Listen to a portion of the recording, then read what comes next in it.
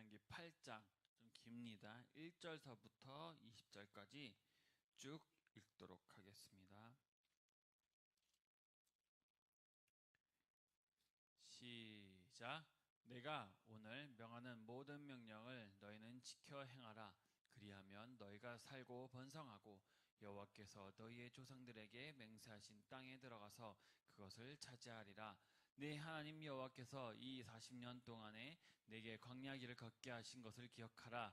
이는 너를 낮추시며 너를 시험하사 내 마음이 어떠한지 그 명령을 지키지 아니하니 알려 함심이라. 너를 낮추시며 너를 줄이게 하시며 또 너를 알지 못하며 내 조상들도 알지 못하던 만나를 내게 먹이신 것은 사람의 떡으로만 사는 것이 아니요 여호와의 입에서 나오는 모든 말씀으로 사는 줄을 내게 알게 하려 하심이라. 이 40년 동안에 내 의복이 헤어지지 아니하였고 내 발이 부르트지 아니하였느냐. 너는 사람이 그 아들을 징계함 같이 내 하나님 여호와께서 너를 징계하시는 줄 마음에 생각하고 네 하나님 여호와의 명령을 지켜 그의 길을 따라가며 그를 경외할지니라.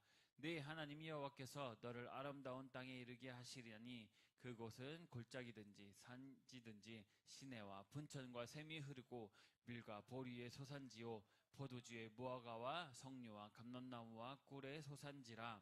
내가 먹을 것에 모자람이 없고 내게 아무 부족함이 없는 땅이며 그 땅의 돌은 철이요 산에는 등을 캘 것이다. 내가 먹이서 배부르고 내 하나님 여호와께서 옥토를 내게 주셨으므로 말미암아 그를 찬송하리라. 내가 오늘 내게 명하는 여호와의 명령과 법도와 규례를 지키지 아니하고 내 하나님 여호와를 잊어버리지 않도록 삼갈지어다. 내가 먹어서 배부르고 아름다운 짐을 짓고 거주하게 되며 또 내 소와 양이 번성하며 내 은금이 증식되며 내 소유가 다 풍부하게 될 것일 내 마음이 교만하여 내 하나님 여호와를 잊어버릴까 염려하노라. 여호와는 너를 애굽 땅 종 되었던 집에서 이끌어내시고 너를 인도하여 이 광대하고 위험한 광야 곧 불뱀과 전갈이 있고 물이 없는 건조한 땅을 지나게 하셨으며 또 너를 위하여 단단한 반석에서 물을 내셨으며 내 조상들도 알지 못하던 만나를 광야에서 내게 먹이셨나니 이는 다 너를 낮추시며 너를 시험하사 마침내 내게 복을 주려 하심이었느니라. 그러나 내가 마음에 이르기를 내 능력과 내 손의 힘으로 내가 이 재물을 얻었다 말할 것이라. 내 하나님 여호와를 기억하라. 그가 내가 재물을 얻을 능력을 주셨음이라. 이같이 하심은 내 조상들에게 맹세하신 언약을 오늘과 같이 이루려 하심이니라. 내가 만일 내 하나님 여호와를 잊어버리고 다른 신들을 따라 그들을 섬기며 그들에게 절하면 내가 너희에게 증거하더니 너희가 반드시 멸망할 것이니라. 여호와께서 너희 앞에서 멸망시키신 민족들 같이 너희도 멸망하리니 이는 너희가 너희의 하나님 여호와의 소리를 청정하지 아니함이니라. 아멘.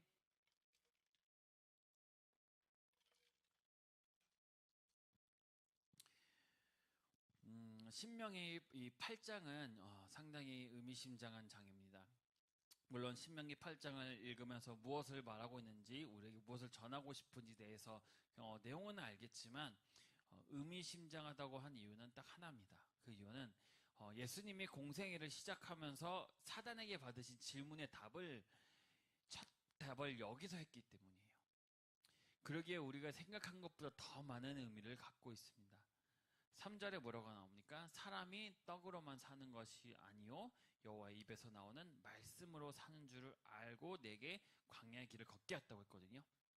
근데 이 말씀을 어디서 보실 수 있냐면요. 신약 마태복음 4장 4절에 보시면 예수님이 이제 사단에게 받으셨을 때 그 질문에 답을 하시는 겁니다. 사람이 떡으로만 살 것이 아니요 하나님의 이로부터 나오는 모든 말씀을 살 것이니라 라고 하거든요. 이 답이 이미 신명기에 있는 답이라는 것이에요. 무엇 때문에 하나님이 우리에게 축복을 보려고 계신 겁니까? 우리에게 분명하고 변하지 않는 사실이 하나 있습니다. 그것은 하나님의 자녀라는 것이에요. 우리가 하나님께서 우리에게 축복하시기를 우리가 간절히 원하는 것보다 더 간절한 마음을 갖고 계신다는 것이에요. 이 말이 와닿지 않을까? 예를 든다면 아이가 아파서 감기에 걸려 누웠는데 아이스크림 너무 먹고 싶다고 얘기를 해요. 근데 우리는 주고 싶어도 줄 수가 없어요. 왜? 이것을 주면은 아이가 더 아파질 것도 알기 때문이에요. 그렇지만 결국 병이 병을 만들어서 더 아파질 수밖에 없다라는 것을 알기 때문에 부모는 마음 또한 간절하죠. 너무 먹이고 싶지만 줄 수가 없는 것이죠. 하나님께서 우리에게 축복하시기를 우리가 간절히 원하는 것보다 더 간절한 마음을 갖고 계십니다. 그런데도 불구하고 젖과 흐르는 땅에 척 집어넣어 축복을 받게 하지 않고 왜 40년 동안 광야를 걷게 하셨을까? 무엇을 가르치시려고 그러셨을까요? 또는 무엇을 기다리고 계셨을까요? 그 이유는 처음에 나온 것처럼 사람이 떡으로만 살지 않고 하나님 입에서 나오는 말씀으로 사는 줄 알게 하려고 그러신 것입니다. 우리가 세상에 주는 의식주, 떡으로만 살지 않고 말씀으로 살기를 기다리신다는 것이에요. 그러면 그걸 왜 아는 것이 중요할까요? 그토록 그걸 아는 것과 모르는 것이 뭐가 다르기 때문에 그토록 애를 쓰고 계시냐라는 것이죠. 16절에 한번 보시면 16절 한번 볼까요? 신명기 16절 8장 16절 내 조상들도 알지 못하던 만나를 광야에서 내게 먹이셨나니 이는 다 너를 낮추시며 너를 시험하사 마침내 내게 복을 주려 하심이었느니라. 광야의 사건은 우리에게 참으로 많은 깨우침과 은혜를 주는 사건입니다. 알고 있는 것보다도 그 안에 담겨있는 의미가 참으로 많이 들어있고 그것을 깨닫게 하기 위해서 항상 살펴볼 여지가 있는 사건입니다. 구원의 즉각성 차원에서 보면 광야는 존재하지 않아야 돼요. 바로 주어지는 것이기 때문에. 그러나 과정성을 보면 우리가 분명히 현실적 차원에서 이 과정을 통과해야만 되는 사람들이기 때문에 하나님께서 이 과정을 통해 무엇을 이루고 싶어 하신지를 알아야 한다라는 것이죠. 그 이유는 말씀에 나오죠. 우리를 낮추시기 함이 위하며 우리를 시험하기 위함이다라고 하십니다. 그런데 재밌는 사실은 여기서 나오는 시험에 대해서 오해하시는 분들이 좀 있습니다. 여기서 시험은 테스트와 같은 합격과 불합격이 있는 시험이 아니라 여러분 혹시 리트머스 페이퍼라고 아십니까?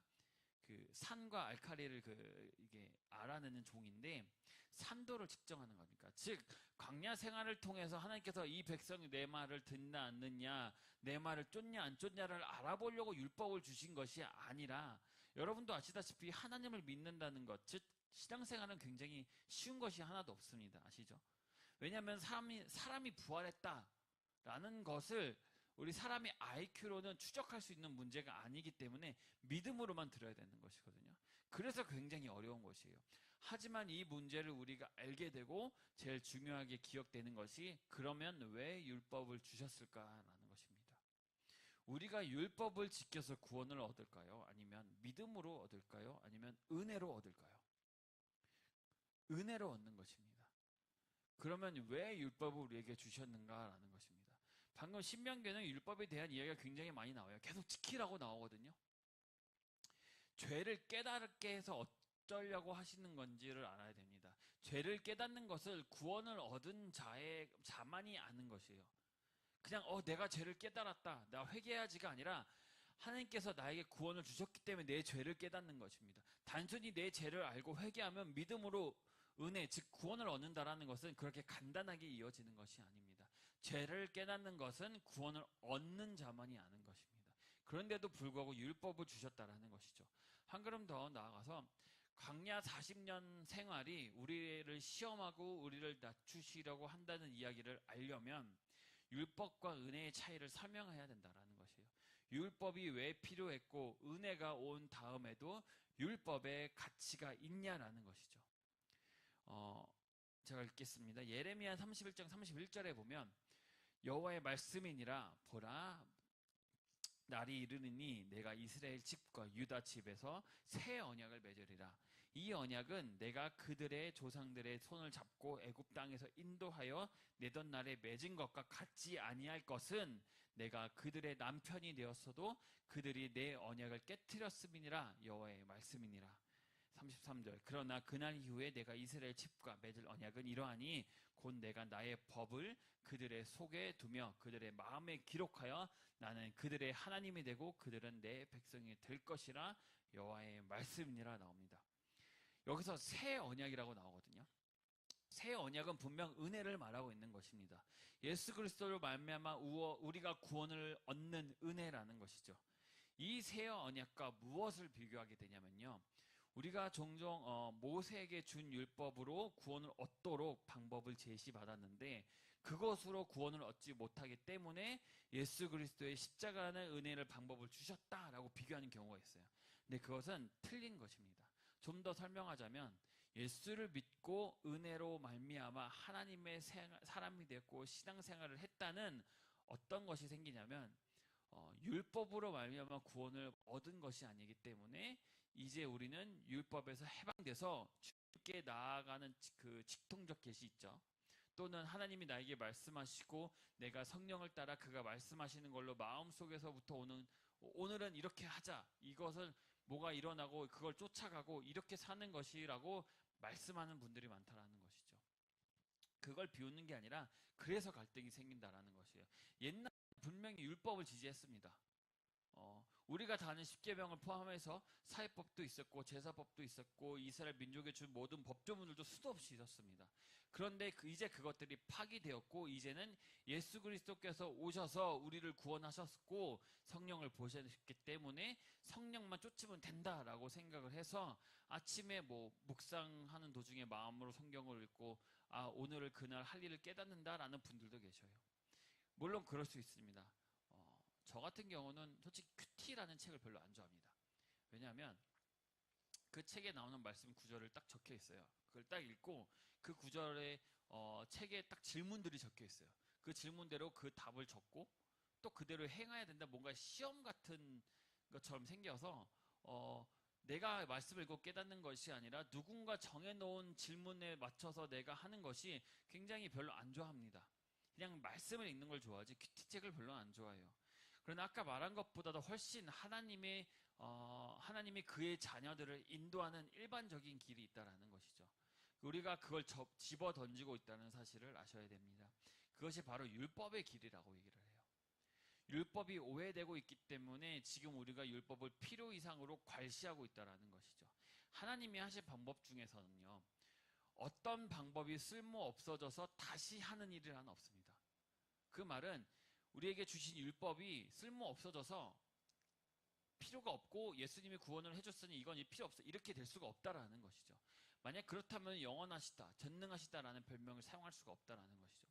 하나님은 언제나 자신을 이렇게 설명하십니다. 뭐라 하냐면 어제도 있고 오늘도 있고 내일도 있고 영원토록 계신다고. 그래서 그가 하신 일 중에는 소용없는 일 또한 없고 그가 관두고 이제 다른 방법을 쓴다라는 말도 없는 것이에요. 그렇다면 여기서 궁금한 것이 하나 더 생깁니다. 옛 언약과 새 언약입니다. 새 언약이 있기 때문에 옛 언약은 필요 없는 게 아닌가? 하나님이 하신 방법 중에서는 어떤 방법이 쓸모없어 다시 하는 일이란 없다라고 말씀드렸는데 옛 언약과 새 언약은 어떻게 되냐라는 것이죠. 이미 새 언약이라고 말씀에 많이 나와 있습니다. 그러면 시내산에서 받은 언약은 옛 언약이기 때문에 바뀌는 것이 아닌가라고 얘기를 하는 거죠. 옛 언약이 있기 때문에 지금이 새 언약이라고 붙습니다. 이것이 새 언약이라면 그 전에 언약이 있다라는 것이죠. 그것을 헌 언약이라고 합니다. 즉 언약이라는 것 자체는 내가 너희를 애굽 땅에서 인도하여 내던 날에 세운 언약을 말하고 율법, 곧 십계명이나 모든 율법은 어디에서 받았는가 하면 애굽 땅에서 나온 다음에 시내산에 가서 받았거든요. 그렇다면 새 언약은 무엇과 비교를 시켜서 새 언약이라고 하냐면요. 하나님이 하시려고 하는 것에 본질적인 내용이 바뀌어서 새 언약이 아니라 하나님이 옛날보다 더 큰 열심과 힘을 집어넣기 때문에 새 언약이라고 하는 거예요. 그러니까 옛날에 너희를 인도하기 위해서 10이라는 힘을 썼다면 지금은 100이라는 힘을 쓴다. 그래서 새 언약인 것이에요. 본질적인 것이 바뀌었기 때문에 새 언약으로 된 것이 아니라는 그 말은 그렇다는 것은 곧 언약이 바뀌지 않는다라는 것이죠. 이게 왜 다르냐 하면 아까 읽었던 예레미야 31장 30절 거기 보시면 그때 내가 너희를 인도할 때 애굽 땅에서 너희를 인도하여 낸 것과 이제 내가 너희에게 세울 언약과를 비교해 본다면 옛날에 내가 너희를 인도하고 너희를 백성 삼던 것과 이것이 어떻게 다른지 너희가 알 것이야. 그때는 내가 너희를 손을 잡고 인도했고 남편이 되게 되었다라고 얘기하셨어요. 32절에 뭐냐면 나 여호와가 말하노라라고 말씀하시는데 이게 이제 새 언약이에요. 내가 그들의 열조의 손을 잡고 애굽 땅에서 인도했던 것과는 좀 다를 것이다. 왜냐하면 그들의 남편이 되었어도 그들은 내 언약을 듣지를 않고 파기되었기 때문에 이 방법으로는 도대체 안 되겠다 하셔서 하신 것이 옛날에 하나님이 우리를 인도하시고 구원하시기 위하여 쓰신 방법이 어느 정도로 강력했는가 하면 우리에게 남편이 되실 만큼 가깝게 하셨고 우리를 손에 잡아 끌어내는 방법으로 했는데도 안 됐다고 하셨어요. 그래서 33절에 새 언약이 나옵니다. 마음에 새긴다라는 것이죠. 나 여호와가 말하노라 그러나 그날 후에 내가 이스라엘 집에 세울 언약은 이러하니 곧 내가 나의 법을 그들 속에 두며 그들의 마음에 기록하여 나는 그들의 하나님이 되고 그들은 나의 백성이 될 것이라. 예전의 방법 즉 옛 언약 손을 잡고 남편이 된 방법이었는데 그거는 안 돼서 이번에는 마음속에 내 법을 주고 내 말을 기록하는 방법을 쓰겠다고 하셨습니다. 방법이 변하는 것이지 언약의 내용은 변하지 않습니다. 아브라함부터 시작해서 하나님이 약속하신 언약이 딱 하나 있습니다. 무엇이냐면 나는 너의 하나님이 되고 너희는 내 백성이 될지니라 했어요. 아브라함에게도 야곱에게도 모세를 통한 출애굽 사건을 일으킬 때도 이스라엘 백성이 한 약속은 이것입니다. 나는 너의 하나님이 되고 너의 백성이 될 것이라. 이것을 바꾸신 적은 하나도 없습니다. 그런데 무엇을 바꾸셨냐? 방법을 바꾸셨다는 것이에요.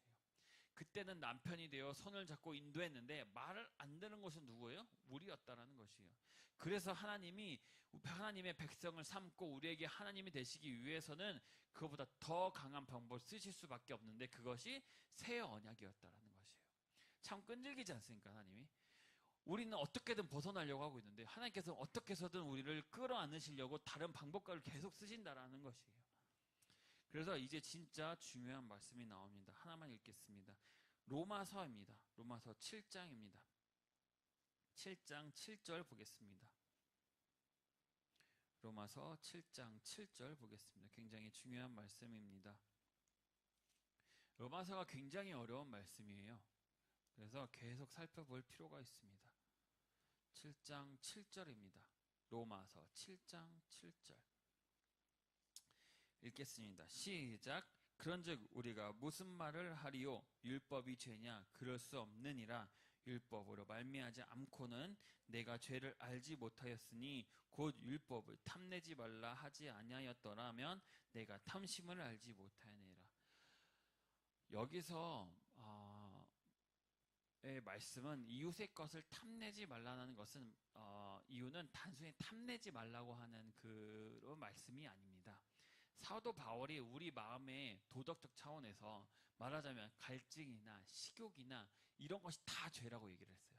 그러니까 이 말에 뭐냐면 그러면 갈증이 되냐? 밥 먹는 것 자체가 죄가 되는 거냐? 이런 것을 얘기하는 것이 아니라 본능이 몽땅 죄냐가 아니라 갈증이 일어나는 것 같이 졸리면 졸음이 오고 맛있는 거 보면 식욕이 올라오는 것 같이 죄가 우리의 본능이라는 것이에요.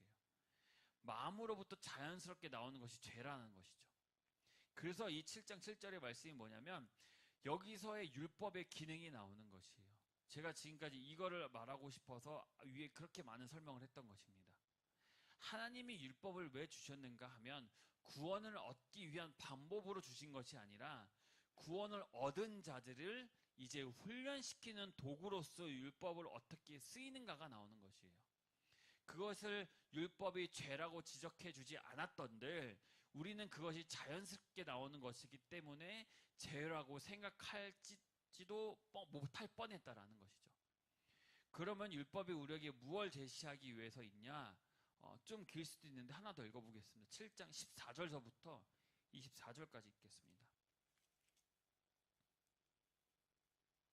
깁니다. 좀 읽겠습니다. 시작. 우리가 율법은 신령한 줄 알거니와 나는 육신에 속하여 죄 아래에 팔렸도다. 내가 행하는 것을 내가 알지 못하노니 곧 내가 원하는 것은 행하지 아니하고 도리어 미워하는 것을 행함이라. 만일 내가 원하지 아니하는 그것을 행하면 내가 이로써 율법이 선한 것을 시인하노니 이제는 그것을 행하는 자가 내가 아니요 내 속에 거하는 죄니라. 내 속 곧 내 육신에 선한 것이 거하지 아니하는 줄을 아노니 행함이 내게 있으나 선을 행하는 것은 없노라. 내가 원하는 바 선은 행하지 아니하고 도리어 원하지 아니하는 바 악을 행하는도다. 만일 내가 원하지 아니하는 그것을 하면 이를 행하지 않는 자는 내가 아니요 내게 속에 거하는 죄니라. 그러므로 내가 한 법을 깨달았노니 곧 성을 행하기 원하는 나에게 악이 함께 있는 것이로다. 내 속 사람으로는 하나님의 법을 즐거워하되 내 지체 속에서 한 다른 법이 내 마음의 법과 싸워 내 지체 속에 있는 죄의 법으로 나를 사로잡는 것을 보는도다. 오호라 나는 곤고한 사람이로다. 이 사망의 몸에서 누가 나를 건져내라. 이 로마서 7장은 좀 많이 어려운 말씀입니다. 이 이유는 율법의 가치를 증명하고 있기 때문이에요. 율법은 뭐라고 합니까? 선하다라고 얘기합니다. 율법은 우리에게 제시할 것을 다 제시하고 있는데 율법이 제시한 것이 우리가 율법을 쫓아서 하는데도 불구하고 율법이 유도하는 대로 결과가 나오지 않죠. 율법을 쉽게 말하면요, 뭐라고 얘기하냐면 약도라고 얘기합니다. 약도. 구원이 없고 하나님이 없는 것이냐? 아니죠. 이것은 우리가 아는 대로 없을 리가 없습니다. 하나님이 살아계시면 다른 것으로 다 증명할 수 있지만 여러분이 이 자리에 있는 것만으로 증명이 되거든 거죠. 하나님은 당연히 살아계십니다. 율법이 얼마나 정확한 약도냐면 율법을 지키면 구원을 얻도록 인도해 준다라는 것이에요. 그런데 약도대로 갔는데 내가 가지 못했냐? 그것은 율법에 문제가 있는 것이 아니라 누구예요? 우리에게 문제가 있는 것이죠. 우리가 율법을 지킬 능력이 없는 것입니다. 왜냐? 죄인이기 때문에. 이제 본론으로 들어와서 어떻게 죄인이 되냐? 그 도로를 따라가다가 운전자가 차를 딱 머는데 낭떠러지에 딱 떨어져요. 그래서 더 이상 떨어지지 않기 위해서 표지판을 세웁니다. 근데 또 떨어져요. 그래서 이번에는 조명을 설치합니다. 야광도 설치하고. 그런데도 또 떨어져요. 그래서 이제는 경보음까지 만들어냅니다. 그런데도 또 떨어져요. 그러면 누구 잘못입니까? 우리가 생각할 것은 두 가지죠. 하나는 차가 망가지는 것. 거길 지날 때마다 그건 아니겠죠. 말도 안 되겠죠. 오는 곳마다 거기가 차가 뭐 망가진다고 말이 안 되겠죠. 그럼 두 번째는 운전자의 문제겠죠. 소리도 안 돼. 조명도 안 돼. 표지판도 안 돼. 그럼 뭐예요? 운전자가 장님이랑 귀머거릴 수밖에 없는 거예요. 그렇지 않고는 아무리 조명장치에 아무리 크게 소리를 끄고 경보장치를 설치한 것이 무시될 수가 없거든요. 율법이 등장해서 우리에게 지적하고 싶은 것은 단 하나입니다. 너희가 장님이고 귀머거리라라는 뜻이에요. 율법이 아무리 정확해도 너희가 쓸 수 있는 존재가 아니다. 이것이 바로 신명기의 내용입니다. 내가 너희를 구원했느니라. 그러나 애굽에서 꺼내 놓았다가 해서 너희 스스로 목적지를 찾아갈 수 있지 않다라는 것을 너희가 알아야 한다. 내가 만나로 먹이고 반석에서 물을 주고 했다고 해서 너희가 가나안에 들어가고 영생을 할 수 있는 사람이라고 착각하지 말라라는 것이에요. 내가 너희를 시험하려고 광야의 길을 걷게 했느니라 라는 말씀이 바로 신명기입니다. 이제 이게 무슨 말씀이냐면 지금 내가 교회를 잘 다니고 봉사도 하고 큰 교회에서는 뭐 선교사도 파송하고 또 먹을 것이 풍족하고 입을 옷이 있고 가정이 화평하고 이런 것이 하나님의 축복이나 구원이 아니라는 것이에요. 그렇다고 해서 내가 너의 영생할 수 있는 사람이라고 착각하지 말라는 말씀입니다. 굉장히 무서운 말씀이에요. 광야의 길을 걷게 하고 만나를 먹이고 반석에서 물을 나게 하고 불기둥과 구름기둥으로 너희를 이끌어가고 아말렉과 싸울 때는 손만 들면 이기게 하고 그렇게 해서 이제 나를 믿냐 안 믿냐 나를 따라오면 합격 안 따라오면 불합격이라는 차원의 그런 시험이 아니라는 것이죠. 그런데도 불구하고 우리가 한심한 족속이었다라고 얘기를 합니다. 우리를 시험해서 우리를 낮추어 마침내 무엇을 복을 주려고 하신 것이에요. 우리를 낮추시려고 하시고 그 후에 복을 주려고 하신 것이 광야라는 것이에요. 여러분이 예수님을 인생에 예수님을 믿고 난 다음에 절망이 더 많습니까? 보람이 더 많습니까? 보람이 많죠. 그렇지만 일반적으로 어때요? 절망이 더 많은 사람들도 많아요. 예수를 믿기 전에는 말할 것도 없지만 내가 오늘도 잘 먹고 잘 사는 것이 그만이겠죠. 하지만 예수를 믿고 난 다음에 우리의 마음에 어떤 기준이 들어오는가 하면 예수를 믿었는데도 불구하고가 나와요. 그렇기 때문에 더 절망적이라고 얘기하는 거예요. 내가 예수를 믿거나 안 믿거나 똑같이 절망적인데 그러면 예수를 믿는 것이고 절망적이면 그건 더 절망적이라는 것이죠. 나아지는 게 없다라고 생각하는 사람들이 굉장히 많다라는 것이죠. 최소한 조금이라도 나아져야 되는 것인데 아니라는 것이죠. 우리 아버지 되신 하나님께서 우리에게 맨 처음 훈련하시는 것이 뭐예요? 첫 과정이 광야입니다.